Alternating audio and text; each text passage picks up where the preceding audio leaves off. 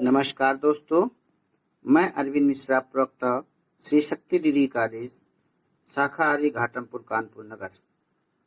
आज आपको अधिगम सिद्धांतों के अंतर्गत जेरोम ब्रूनर का आधुनिक संज्ञानात्मक सिद्धांत बताने जा रहे हैं।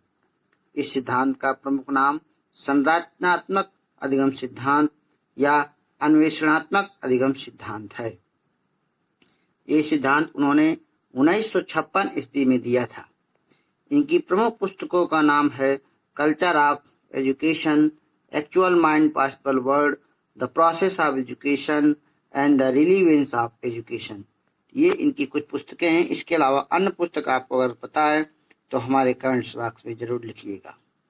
अब इनके बारे में सुनिएगा। तो और आप लोग लाल बटन जहाँ सब्सक्राइब लिखा है लाल लाल, उसको आप जरूर दबाएं और सब्सक्राइब जरूर करें। बहुत लोग अभी से सब्सक्राइब नहीं किए। तो अमेरिकी मनोवैज्ञानिक जेरोम ब्रूनर ने संज्ञानात्मक विकास सिद्धांत को पियाजे के सिद्धांत के समान नया रूप दिया, जो अपेक्षाकृत अधिक उपयोगी है। पियाजे की महत्ता को उन्होंने माना और कहा कि जो सबका सोचने का तरीका अलग होता है, और उनकी भाषा की महत्ता को ज्यादा माना और कहा कि सोचने का तरीका सबका अलग अलग होता है।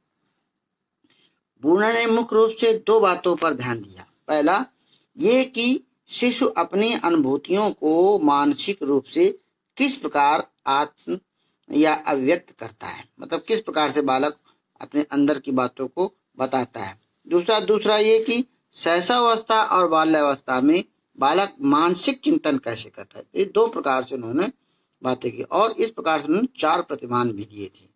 और अब आते हैं, ब्रूनर के अनुसार शिशु अपनी अनुभूतियों को मानसिक रूप से 3 तरीकों से अभिव्यक्त करता है। 3 तरीकों से अभिव्यक्त करता है। पहला आता है सक्रियता विधि, इसी को इनएक्टिव विधि कहते हैं, इसी को क्रियात्मक अवस्था कहते हैं और इसी को संक्रियात्मक प्रतिनिधित्व बोलते हैं। तो सब जगह अलग अलग नाम है। अंग्रेजी सभी की, क्या आप कई बार कह चुके, अंग्रेजी जरूर ध्यान दो। तो ये जो है 0 से 18 वर्ष या कहीं कहीं पर 0 से 2 वर्ष मानी जाती है। ये विधि जिसमें शिशु अपनी अनुभूतियों को शब्दहीन क्रियाओं के द्वारा अभिव्यक्त करते हैं। जैसे भूख की अनुभूति को रोकर अभिव्यक्त करता है, हाथ पैर हिलाता है, वस्तु को पकड़ता है आदि। इन क्रियाओं के द्वारा बालक बाह्य वातावरण से संबंध स्थापित करता है। इसे मतलब एक्टिविटी बेस्ड करता है, क्रियाएं करता है, और इसे आत्म केंद्रित अवस्था भी कहते हैं। इसमें बालक शारीरिक क्रियाएं पूरी करता है। तो पियाजे ने इसे इसी प्रकार को जो है संवेदी गामक की भांति बताया था। अब दूसरा आता है दृश्य विधि अवस्था, या इसी को मूर्त प्रतिनिधित्व या मूर्त प्रतिनिधान अवस्था कहते हैं, आइकोनिक मोड कहते हैं, और ये 18 या 2 वर्ष से 6 वर्ष तक मानी जाती है। ये विधि वह है जिसमें बालक अपनी अनुभूतियों को अपने मन में कुछ दृश्य प्रतिमाएं बनाकर प्रकट करता है, अर्थात दृश्य की समझ विकसित होती है। इस अवस्था में बालक प्रत्यक्षीकरण के माध्यम से सीखता है। ध्यान रखिए, प्रत्यक्ष परसेप्शन मेथड से मूर्त स्तर पर सोचने और समझने लगता है, और बालक बोध विकसित करने के लिए चित्रों, मूर्तियों, प्रतिमानों आदि का प्रयोग किया जाता है। अब तीसरा आता है प्रतीकात्मक प्रतिनिधान या अवस्था बोलते हैं, इसी को सांकेतिक अवस्था, सिंबॉलिक अवस्था बोलते हैं। ये 6 या 7 वर्ष से प्रौढ़ावस्था तक रहती है।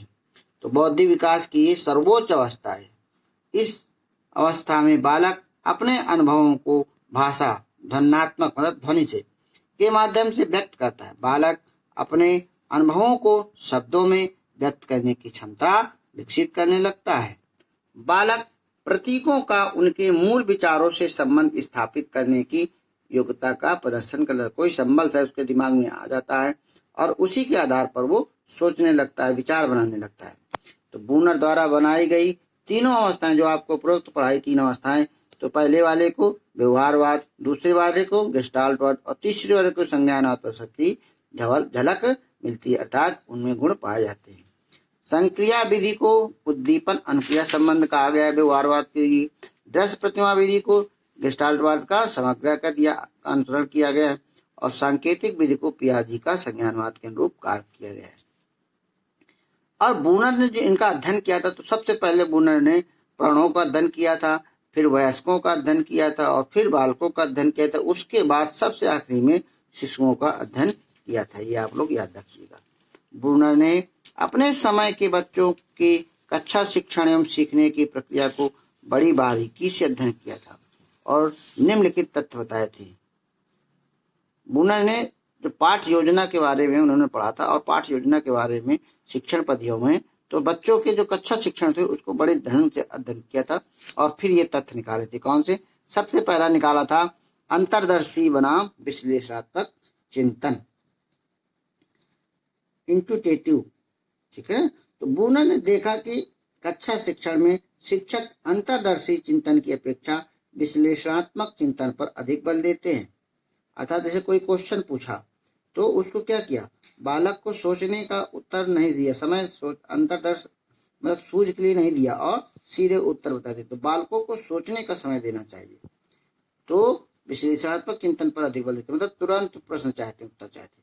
जबकि शिक्षण और सीखने की प्रक्रिया में अंतर्दर्शी चिंतन का अपेक्षाकृत अधिक महत्व होता है। ब्रूनर के शब्दों में अंतर्दर्शन से तात्पर्य उस व्यवहार से है जिसमें व्यक्ति अपने मन मस्तिष्क की किसी समस्या का समाधान सीधे प्राप्त करता है।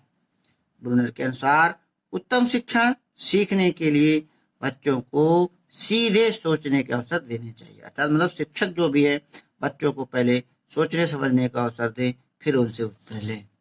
दूसरा आती है विषम संरचना, स्ट्रक्चर ऑफ डिसिप्लिन। ब्रूनर का मत है कि प्रत्येक विषय को अपनी संरचना होती है, प्रत्येक विषय की अपनी संरचना होती है। उसके कुछ आधारभूत संप्रत्यय, नियम तथा प्रविधियां होती हैं जिनको सीखे बिना उस विषय का स्पष्ट ज्ञान नहीं हो सकता है। अतः ब्रूनर के अनुसार बच्चों को किसी भी विषय का स्पष्ट ज्ञान करने के लिए पहले उसे संप्रत्यय, नियम, प्रविधियां आदि को स्पष्ट बता देना चाहिए, स्पष्ट कर देना चाहिए। तीसरा था अन्वेषणात्मक शिक्षण, heuristic discipline, discovery learning. Bruner के अनुसार किसी विषय के संप्रत्ययों का ज्ञान स्वयं के प्रयासों से आगमनात्मक चिंतन द्वारा प्राप्त करना होता है। आगमन विधि द्वारा सीखा जाता है। तो आगमन विधि क्या होता है, थोड़ी सी एक लाइन में हमारे कमेंट्स बॉक्स में उत्तर लिखिएगा। ब्रूनर का मानना है कि ज्ञान छात्रों द्वारा आत्म अन्वेषित होता है, मतलब अपने मन से ही बालक उसको खोजते हैं। यही उसके लिए अधिक सार्थक और टिकाऊ होगा। मतलब बालक उसको आत्म सेल्फ जो है उसको डिस्कवर करें, सेल्फ ह्यूरिस्टिक बने तो जल्दी काम होगा, जल्दी बालक सीखेगा।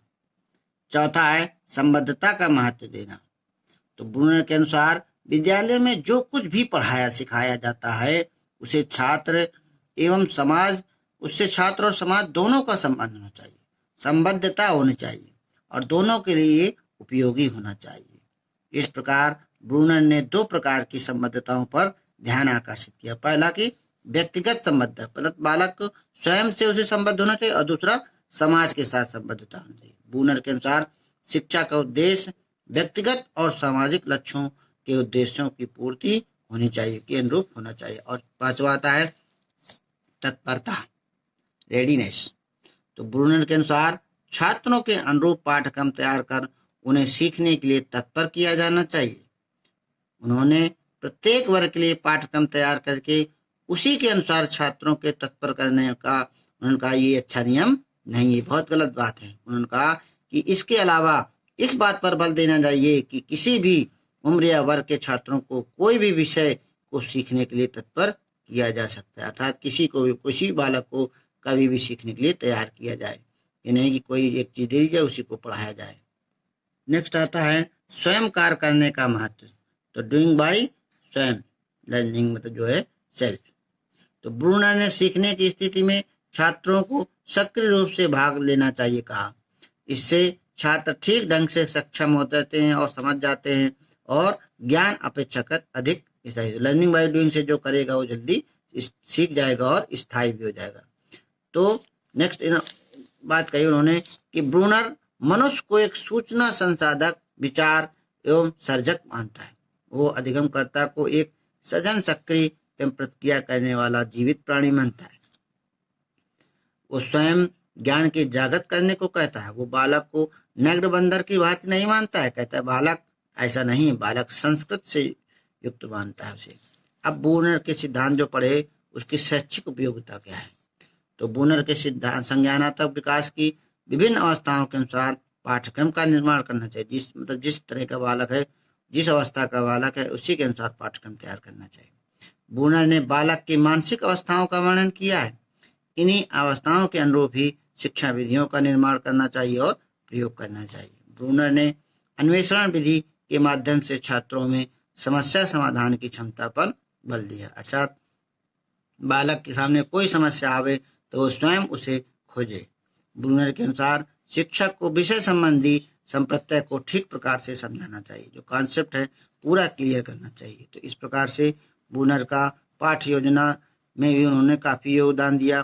पाठ्य योजना में सूचना प्रक्रिया एवं मॉडल का लेखा जोखा कहा होता है और इसका प्रयोग पाठ्य योजना, संप्रेषण, प्रत्यय, निष्पत्ति, प्रतिमान, सूचना प्रकरण के प्रमुख सूत्र में भी होता है। तो इस प्रकार उन्होंने 4 प्रतिमान दिए थे पाठ्य योजना के। तो इस प्रकार से आपने ब्रूनर के बारे में सुना, जाना। ये बहुत इंपॉर्टेंट है। सी-टेट के लिए, टेट, सुपर टेट में भी सीधे क्वेश्चन आ सकता है और नेट के लिए, पीएचडी के लिए भी, सबके लिए अनिवार्य है। थैंक यू, धन्यवाद, नमस्कार।